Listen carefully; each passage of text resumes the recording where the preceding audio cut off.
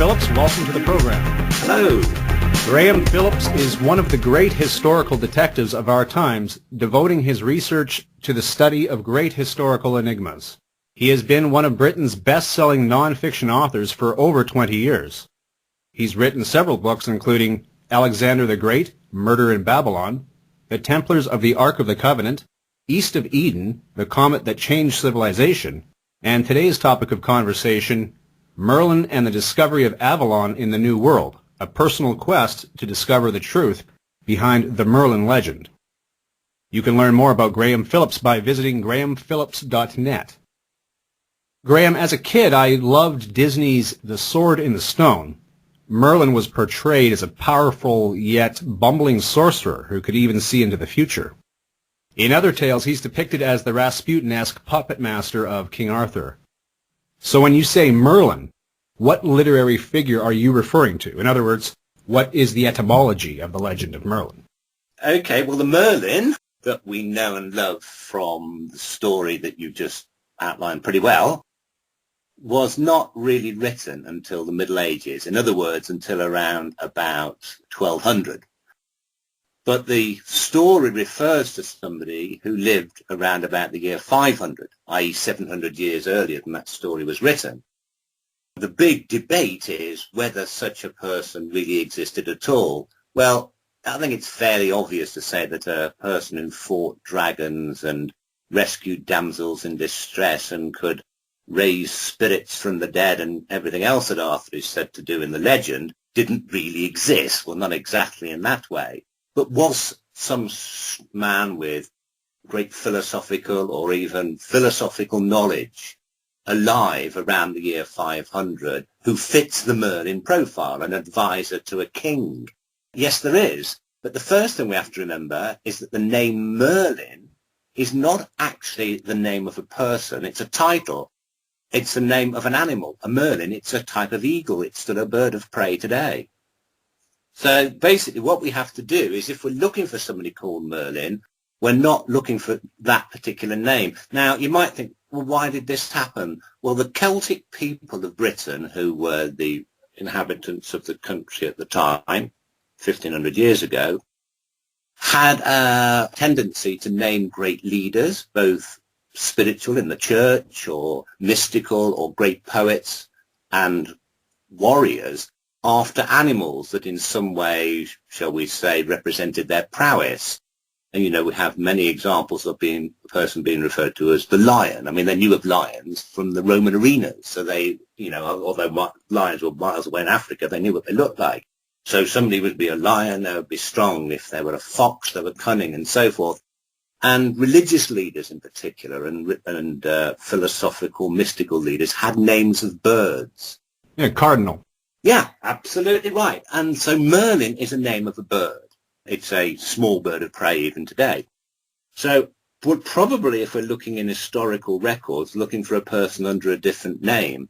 Now, the first time Merlin ever appears in the legend, as we see it first written down in the Middle Ages, 700 years after the event, he is said to meet the bad king of Britain, whose name is Vortigern, at a fortress, and there he impresses Vortigern when he's a boy by having a vision of two dragons fighting each other, a red one and a white one, and these dragons are supposed to represent the Britons and the Anglo-Saxons from Germany fighting each other, and he warns Vortigern of this coming war, and this impresses Vortigern so much that eventually Vortigern makes him the advisor to the king himself at that point. Arthur comes later.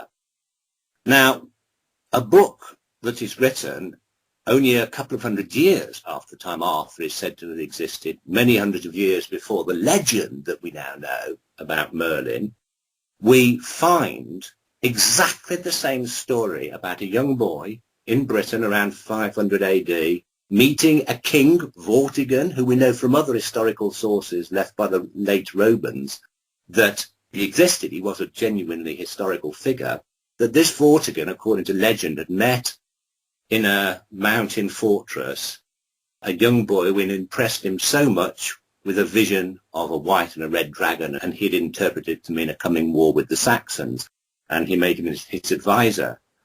Amazing. This book still survives in the British Library in London, and it was written by a monk named Nennius sometime around a couple of hundred years after the events it portrays. Astonishingly, though, the character, the boy in this story, isn't called Merlin, he's called Ambrosius. And when we search historical documents from around the year 500 AD, we find that there was a great British leader by the name of Ambrosius Aurelianus. And he was one of the last Romans in Britain at the time of the fall of the Roman Empire. And he was first a warrior, and then he kind of pretty much disappears from the history books for a while.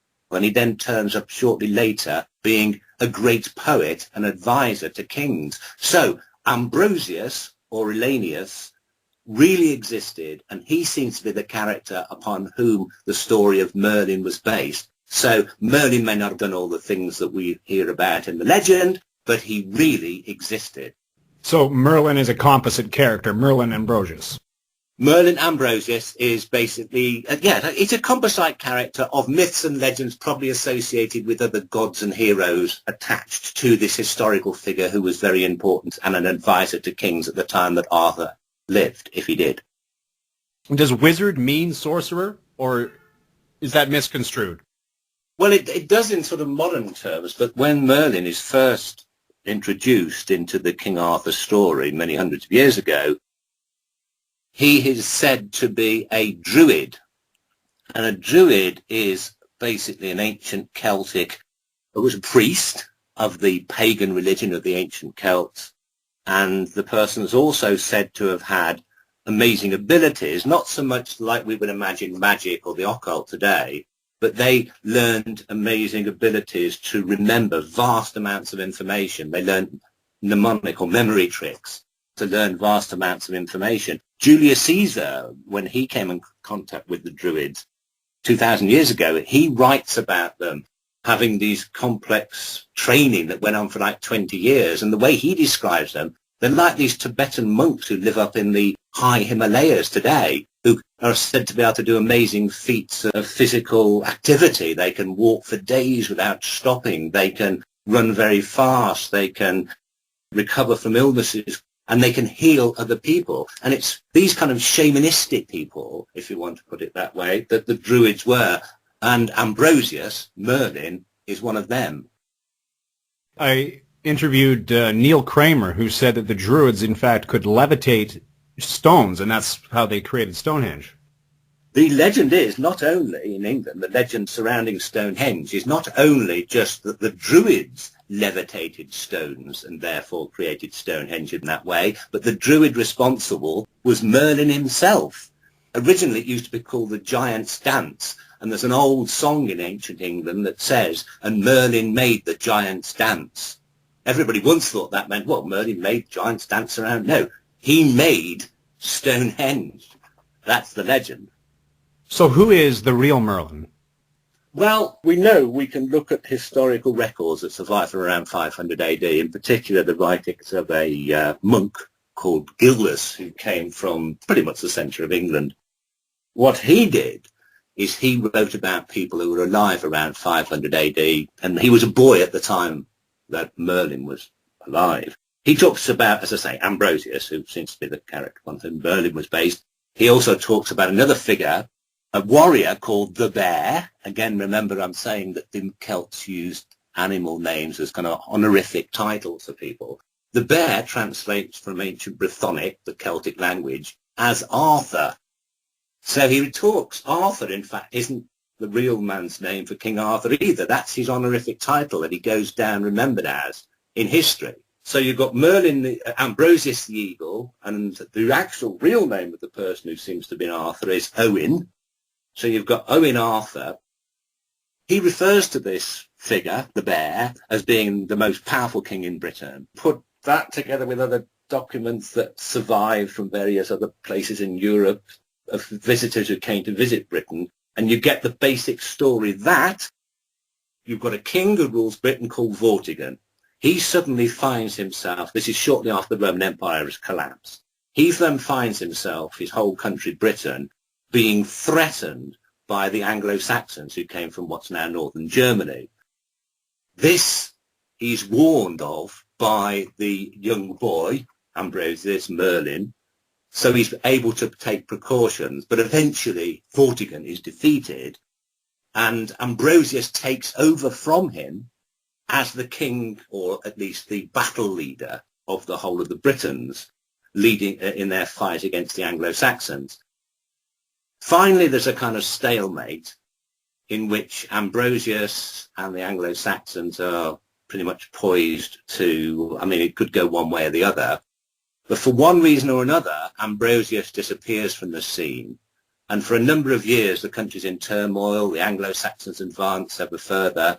And then, one day, Ambrosius returns from the forest, where he apparently has been living alone, almost like a hermit, assumes the name of the bird, the Merlin, so he then becomes Merlin, almost like Gandalf in The Lord of the Rings, being the grey wizard and then the white wizard after he comes back from the dead, which is probably where Tolkien got the idea from, the original Merlin story. Yes, and something else, Avalon is very much like the Undying Lands, where Bilbo and Gandalf and Elrond head off to at the end of The Return of the Ring. It is very similar. In fact, this is where Merlin sails off to at the end of the stories that we have about Merlin. He sails off to Avalon in the same way as Gandalf and the others sail off to the land in Tolkien's story. So Merlin comes back. By this time, he comes back saying there'll be a new king, and he puts a sword in a stone and says, whoever can pull this sword from this stone will be king, and the person who does it is the young Arthur, and he becomes king, and they respect Merlin because they knew he used to be their leader, but he's now given up fighting himself and he's there as an advisor. Presumably he's spent 20 years or whatever it is in the forest learning to be a druid rather than a soldier.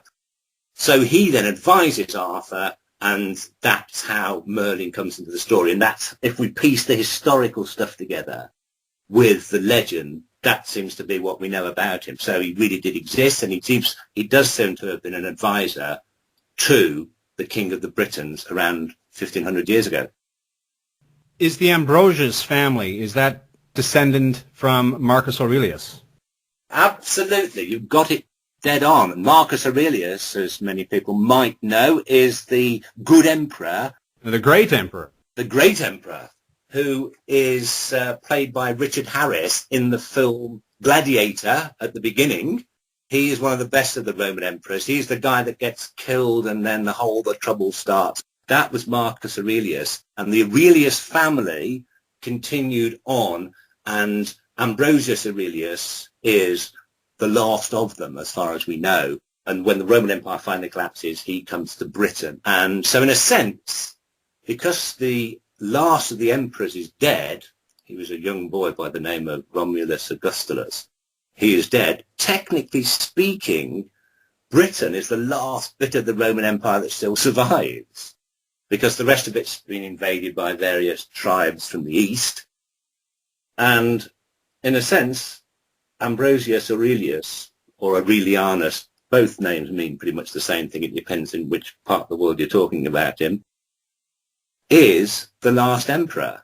And the sword he has, it is said in the oldest stories about Ambrosius, forgetting anything about Merlin, is that it has 2 golden serpents upon its golden hilt. And this is what Excalibur is first explained as being like in very early British legends. And why a sword? We all think, well, what's Excalibur? What's important about it? Where did Merlin get this sword? Well, the last of the Roman emperors, they had as their symbol of office, not a crown, a scepter, or something like this. They had a sword with a golden hilt, and it had 2 serpents on it. And that represented the Roman emperors in the 5th century. So it was the sword he had which showed that Ambrosius was really, somehow he inherited it from the last of the Roman emperors, because his family was so important and had once been emperors themselves. And he came to Britain, the last outpost of the Roman Empire, and then when he decided to resign and become a holy man, if you like, he then gave this sword to Arthur. And then when Arthur died, you have the death of the last actual Roman emperor. That's what's really interesting about the story. Can any of these people be traced to the royal families of today, the House of Windsor? Yeah, now, The royal family of Britain today is the House of Windsor, as you rightly say. The Queen is House of Windsor. They are basically of German descent. They came from Hanover with the George I, and there was George II, his son, and George III, the man who lost Britain, the colonies in America, and so forth. And the Queen today is kind of descended from that line, with a bit of mixing of blood here and there. So they're a Germanic family. Before them, there was the Stuart family, and the Stuarts took over from the Tudors around about, when was it, 1600 something, early 1600s anyway, when Queen Elizabeth I died.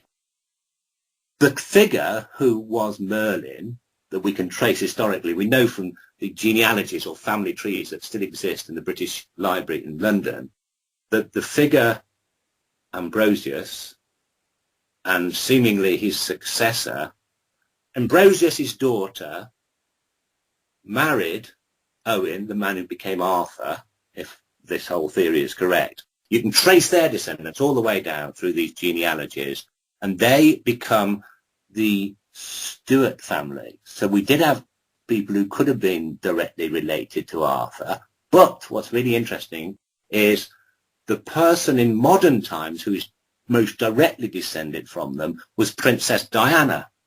And then, of course, she is the mother of the future heir to the British throne, Prince William. The legend says that one day, in time of need, Arthur will be reborn to rule England, to rule Britain again as king. Well, if that's what is seemingly true, is that in so many years' time, William, Diana's son, will become King of England, and he will be the first direct descendant from Merlin and Arthur to have been a King of England since that time, which is really quite weird. And the strangest thing, quite coincidentally, is Prince William's middle name is Arthur. Who's next in line? So if they were to, say, assassinate William, who would be the next in? Okay, the way it goes is the Queen, and then there's Prince Charles, her son. The third in line is William. The fourth in line is his little baby that's just been born, who's called George. I guess what I'm curious about is I think a lot of people think that, Diana was murdered by the royal family. Yeah, there is that theory, isn't there? So just with the lineage, and of course they're obsessed about family roots, would that have something to do with it? I don't know. What I'm telling you now isn't in my Merlin book, not the full story. I'm doing a new book at the moment about King Arthur, an actual King Arthur investigation. We're going to do some archaeological work to see if we can dig up his remains.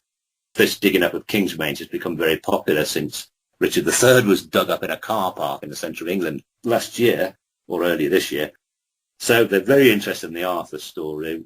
We might have an archaeological dig to see if we can find him out. Done a lot more research into this lineage, and a lot of the stuff I'm telling you now hasn't really been properly published yet. Maybe I'll get assassinated. Well, the safest way to get around these things is to make yourself as public as possible. True enough, yes. Of course, Princess Diana was fairly public. Yeah, and my own personal belief is if it was assassination, it was pretty fouled up. I mean, these days, if anyone in the CIA or MI5 or whatever the Russians call their KGB these days wanted to kill somebody, if you know that they've been killed, they want you to know they've been killed. They can create drugs that make you look like you've had a heart attack or a brain hemorrhage without ever being traceable these days. They can probably frazzle you from space if they wanted to. I doubt very much if they'd have a car chase through a tunnel. But that's my own personal opinion anyway. No, it's a good point.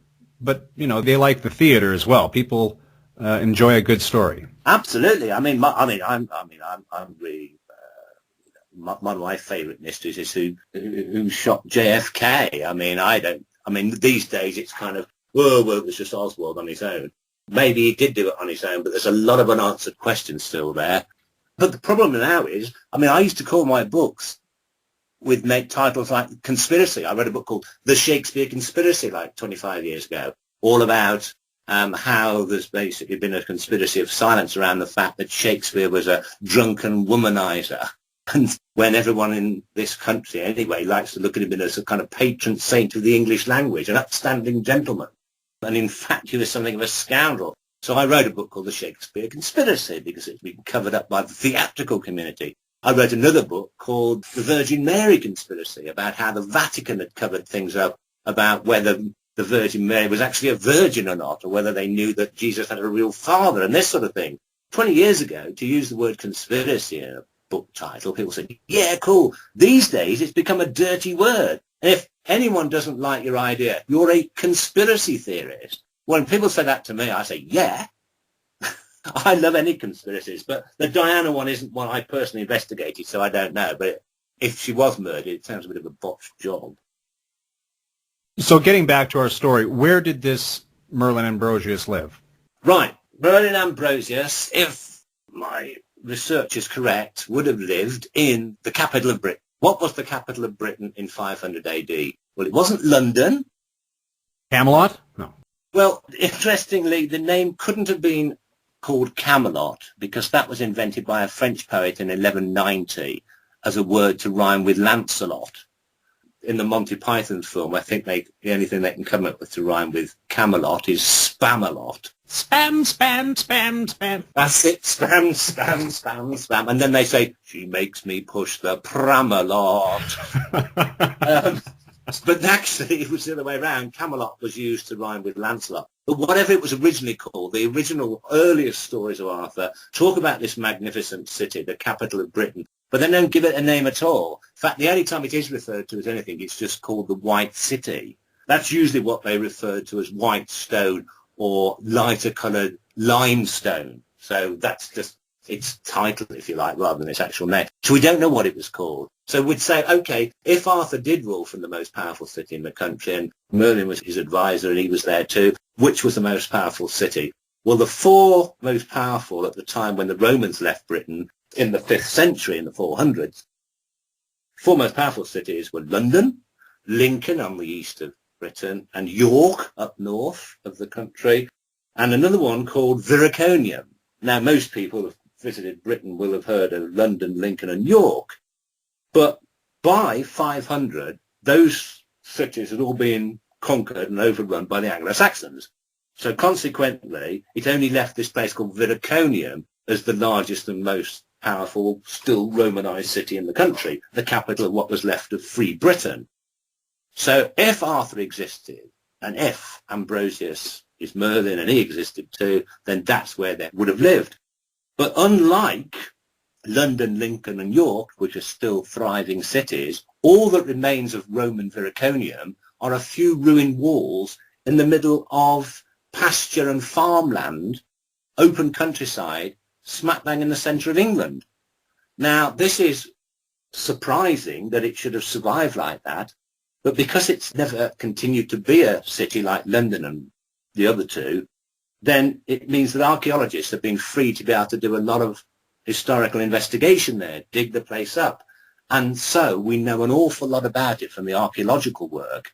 And we know that around the year 500 AD, when Arthur is said to have lived and Merlin is said to have lived, where other cities, old Roman cities, are being abandoned because the country is falling into chaos, not only is Viriconium completely rebuilt, it is refortified, and at the centre of it is built this magnificent, as archaeologists call it, palace for some important warlord. Now, this is exactly at the time that Arthur is supposed to build Camelot.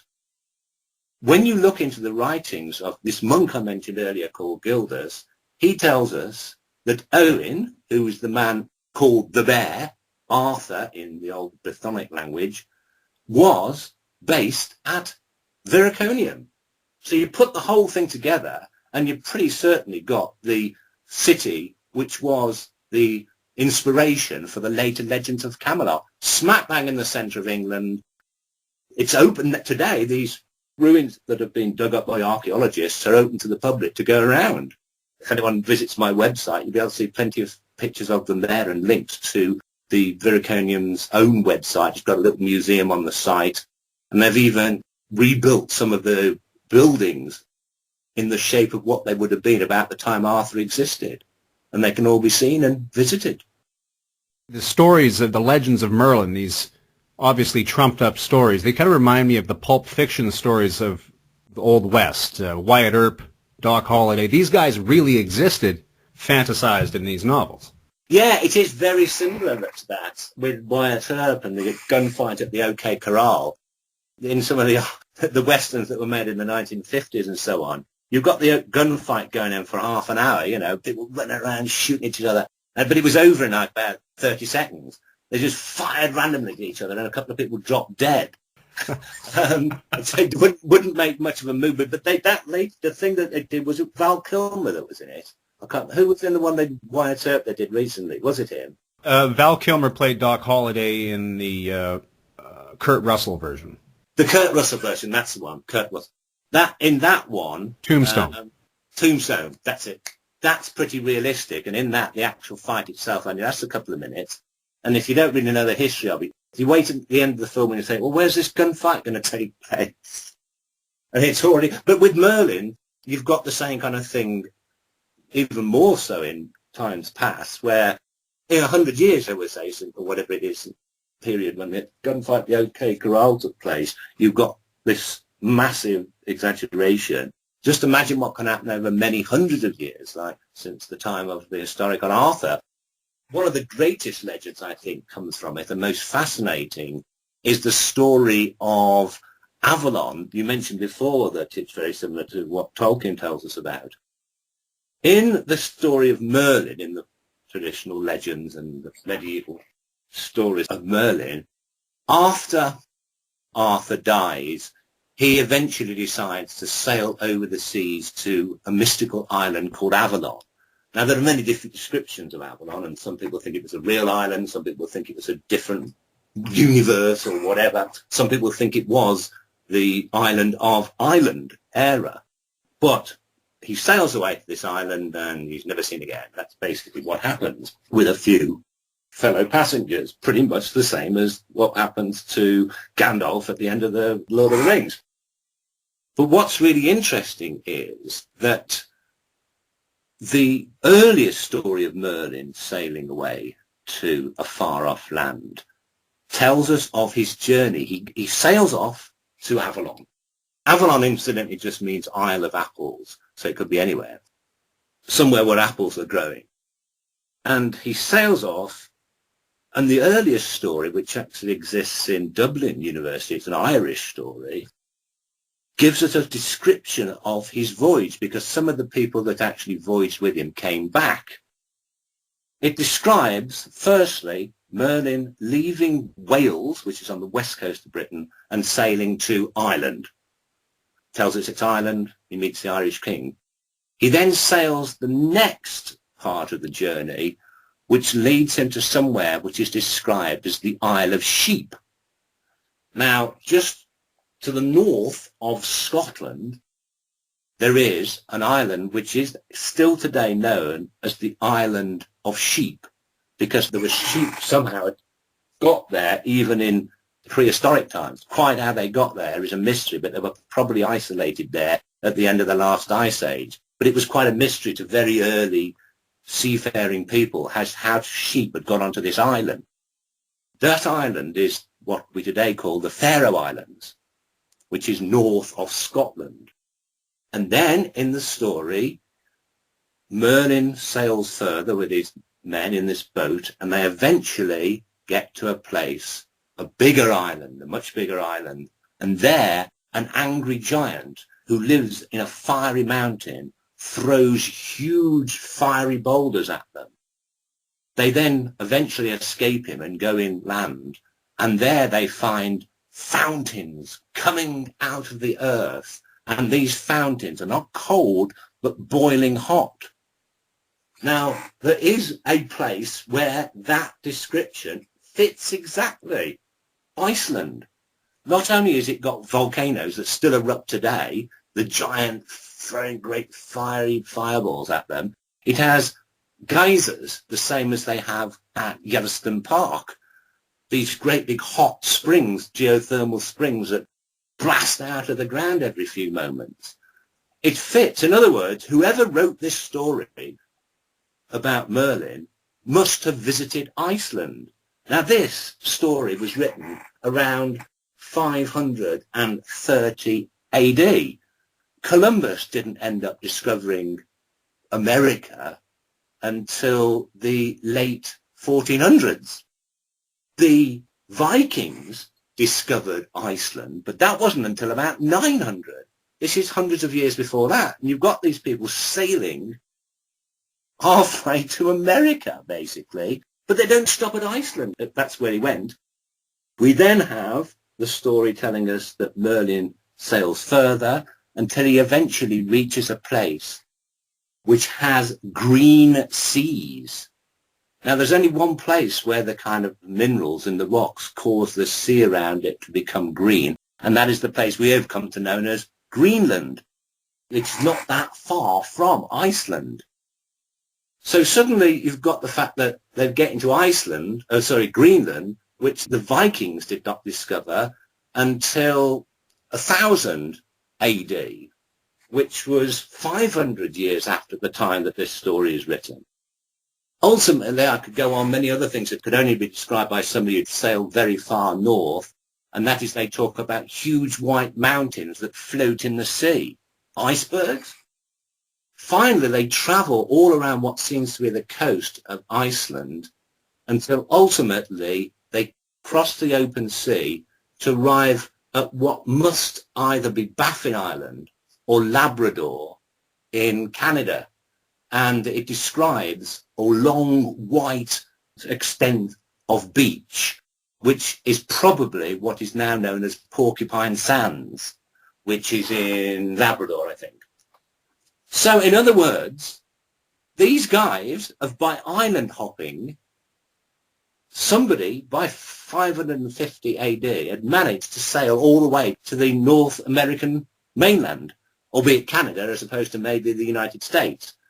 At that point anyway. So it wasn't Columbus, it wasn't the Vikings. It wasn't the Vikings, it was some of the ancient Britons upon whom the story of Merlin has become attached. Now either Merlin himself really did go there, or the story of somebody else who went there got confused with the story of Merlin.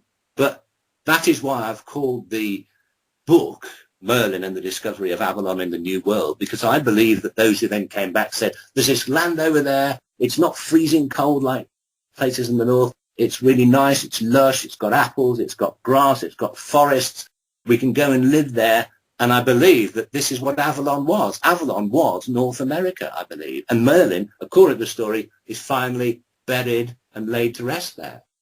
Just curiously, how long do you think it would have taken back then to have traveled from Britain to the shores of Labrador?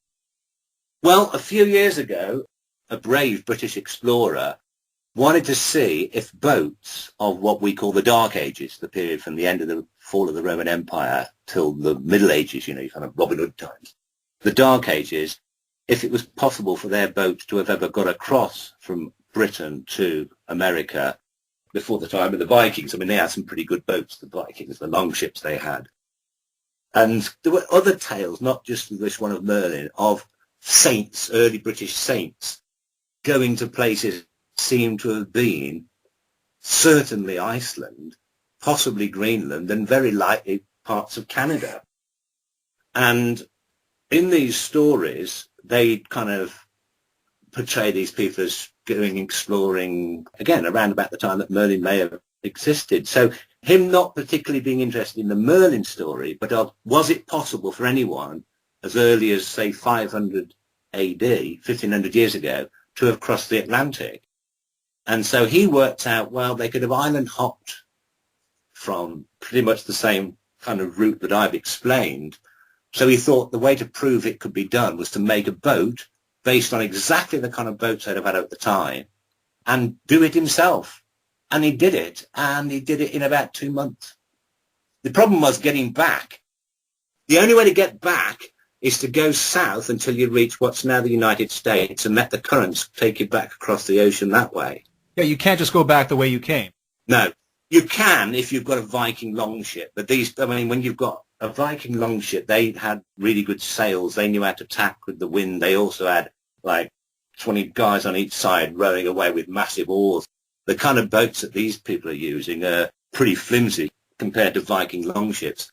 So you've got to go with the currents, and the currents of the North Atlantic, you'd be going against the current trying to get back and the prevailing winds and so forth. So basically, but if you travel down into around where it's about area around Maine in the USA, the currents can carry you back across. It's what you can do on what's called the North Atlantic Drift, and you can get back across again. Now, this other part of the journey, if you can get down as far as Maine, has actually been done by somebody in a period of about, again, a couple of months.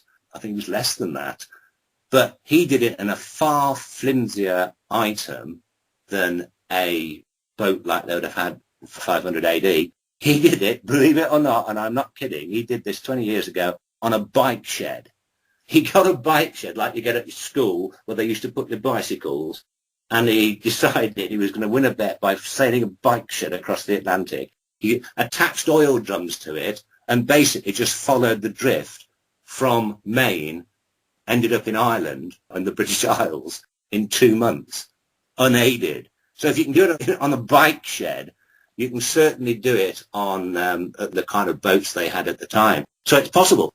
You don't need a Spanish galleon either. No, you don't need a Spanish galleon at all. It was a lot warmer 1,500 years ago than it is today.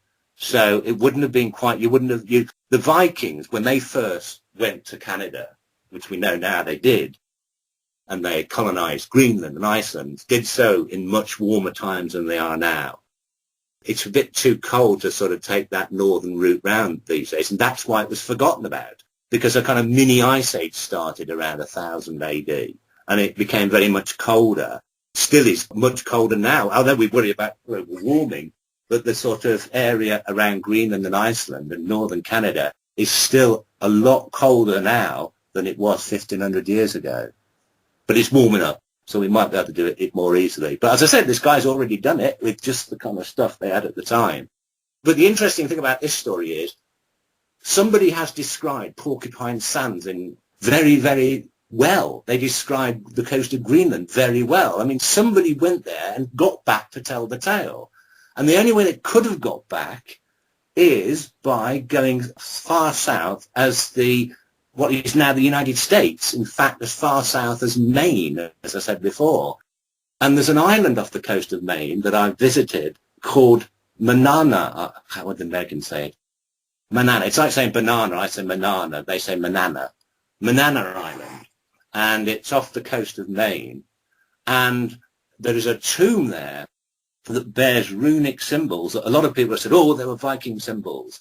But in fact, these symbols are what is known as Ogham script, which is an early form of Celtic writing that was prevalent in Britain at the time of Merlin. But the thing is, people say, are they fake? There have been fake runestones found in the United States. I'm looking into this more now, but there are a number of things about Manana Island that describe the final island where Merlin ends up in the story of his voyage to Avalon. So I think if you're going to say where do you really think Avalon might have finally been, it's Manana Island off the coast of Maine in the United States of America. And that's where Merlin's tomb is supposed to be. And there is this runestone there that seem to have nothing to do with Native American writings. Was Merlin a bard? And what is a bard? A bard is just another name for a druid, basically. And as I said at the beginning, in the Disney version, he was able to see the future or have the gift of prophecy. The Druids were said by the Celts to have the gift of prophecy. They also, remember I said about the fact that Julius Caesar writes about them being able to perform these amazing feats of memory. That is because the early Celts had no form of writing of their own. By the time Merlin's around, yes, they'd had a form of writing. But the thing is that they were still known for their amazing feats of memory. They were also, the stories grew up, they had amazing minds that could see the future. So the Druids were thought of as being able to predict the future as well. And then you end up with Christianity taking over. These guys who followed some basically pagan type religion are pretty quickly sort of considered to be not on. So they end up being more remembered for their amazing feats of memory and storytelling than they are for their predicting of the future. They then become poets, and so mystical poets were then called bards. So if you like, they're the Druid successors, mystical poets. And this is why Shakespeare is known as the bard, because he's considered to be like the greatest mystical poet of all, although he has no connection with the old Druids. All Druids are bards, not all bards are Druids. Yeah, there you go. That works. You've written many books. What investigative methods do you use to come to your conclusions, or are the conclusions predetermined? No, the conclusions are nowhere near predetermined. My Merlin book, for example, I set out to prove he didn't exist at all. By this point, I was trying to show how I believed that Arthur existed. I'd already written a book about him, but I didn't think Merlin existed. And I was going to show, look, this is how archaeologists and historians have got it wrong. Where I think I can succeed where other people have not done so well is because most people who investigate these things are either historians or archaeologists. Historians, they are basing what they're doing on written texts, basically, and then searching for written texts and cross-referencing them. And archaeologists dig up the ground. They don't like each other. They don't like each other at all, academically, I mean. They won't get together. They're different disciplines.